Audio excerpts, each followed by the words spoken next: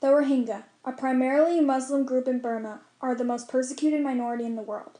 The current government of Myanmar is mostly Buddhist, and they believe that the Rohingya people should not be part of their country. The persecution dates back to the 17th century. When Britain controlled Myanmar during the 1800s, they requested migrant labor in order to grow more rice and make more money. The Rohingya volunteered and were given separate land for themselves because they helped the British. From 1871 to 1911, the Muslim population tripled. During World War II, the Rohingya sided with the British, while Myanmar nationalists sided with the Japanese. When World War II ended, the British rewarded the Rohingya people by giving them high-ranking government jobs. Once Myanmar gained its independence, every other ethnic group viewed the Rohingya as having benefited from the British rule. When the Union Citizenship Act was passed in 1948, which allowed all ethnic groups to gain citizenship, the Rohingya people were not included. This act said that a person's ancestors had to belong to a national race or group that lived in Myanmar before the British took over in 1823 to become a citizen. A majority of the people living in Burma believed that the Rohingya were illegal immigrants that were let in by the British colonizers. The government of Myanmar has been changing ever since the 17th century. From 1824 to 1948, Myanmar was ruled by the British. General Aung San became the communist leader of Burma while the country was under British rule. By 1930, the Burmese people started to fight for their independence. In 1947, Aung San and the British signed the Panglong Agreement in order to form the Union of Burma, which gave Myanmar its independence. Aung San continued to lead Myanmar and he was given control of new areas in Burma. However, he was assassinated by several of his cabinet members on July 19, 1947. After his death, Ne Win, the supreme commander of the armed forces in Burma, led a coup d'état and established a socialist military government. The ruthless dictatorship of military government denied individual and political freedoms and made it illegal to express one's political opinions.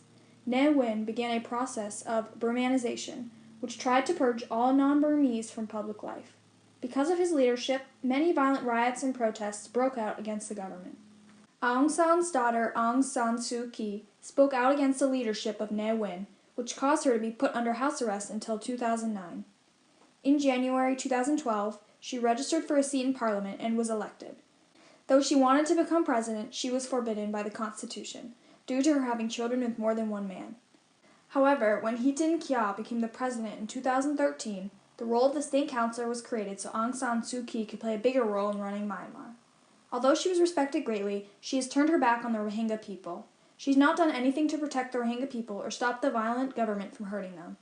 In response to her turning the blind eye, the U.S. Holocaust Memorial Museum took back the Elie Wiesel Award due to her lack to establish the truth about the atrocities committed in the Rakhine State and secure accountability for perpetrators in her country. In addition, she won the Nobel Peace Prize, which is very controversial because of her lack of action. The Human Rights Watch and Amnesty International documented human rights abuse by the government of Burma. To try to fix the problem, the government created a constitution that was approved by the majority of the Myanmarese population. It was the first national vote since 1990. Since then, many elections have been held and it is now a democratic country. Even though it is a democracy, the country is still having trouble intermixing the 135 ethnic groups. Currently, the Rohingya are viewed as illegal immigrants that cannot gain citizenship in Burma. Because of this, Rohingya people are denied access to health services, education, and employment. The Buddhist government sees the Rohingya as a threat to the nationalist identity.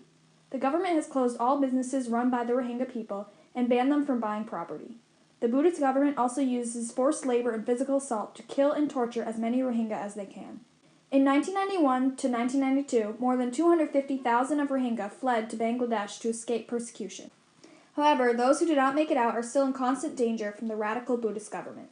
In 2017, 288 villages were destroyed in the northern Rakhine State, home to the majority of the Rohingyas, in a planned fire.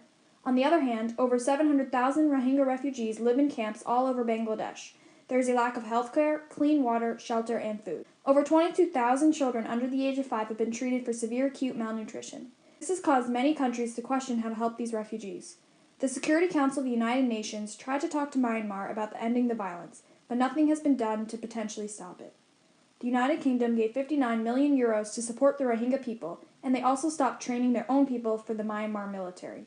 Bangladesh is planning to build more shelters in Cox's Bazar, which is the most populated refugee camp in Bangladesh, but they also want to limit the Rohingyas' travel to certain areas. The Rohingya are still being persecuted to this day, and many countries are looking to take action and save these innocent people.